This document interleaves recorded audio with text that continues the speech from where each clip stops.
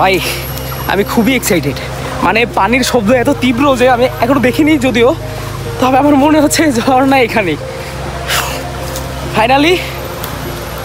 Finally এত দূর আসার পর এই যে দেখুন একবার রাস্তাগুলো। আরে ভাই এখানে অনেক কাদা আছে, সাবধানে। কেউ যদি যাইতে না আসে ভাই কেউ জোর করে নিয়ে না, পরে কিন্তু ভাই কিন্তু সমস্যা ভাই তাই নাকি? আমার ঠিক আছে আপনি নিলে তো না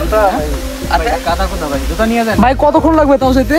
এখানে এই বড় ভাইরা আমাদের সাবধান করে দিচ্ছিলেন যেন কাউকে জোর করে না নিয়ে যাই, কারণ নিচে নামতে ও উঠার সময় অনেক কষ্ট হয়। কিন্তু আমরা তো অলরেডি একজনকে জোর করেই নিয়ে যাচ্ছিলাম, আমাদের বন্ধু সজীবকে। পড়ছিলাম ভাই এখনই, আমি পড়ছিলাম ভাই এখনই। আপনারাও একটু এই ভয়ঙ্কর সৌন্দর্যের উপভোগ করুন।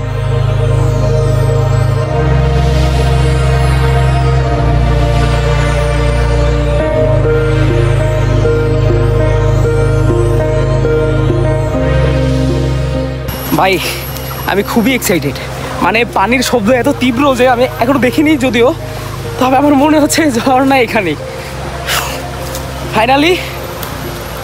ফাইনালি এত দূর আসার পর এই যে দেখুন একবার রাস্তাগুলো। আরে ভাই এখানে অনেক কাদা আছে, সাবধানে।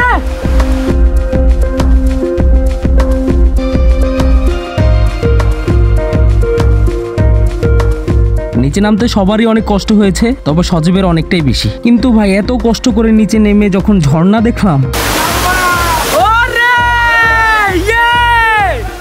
যেন স্বর্গই অবিকল।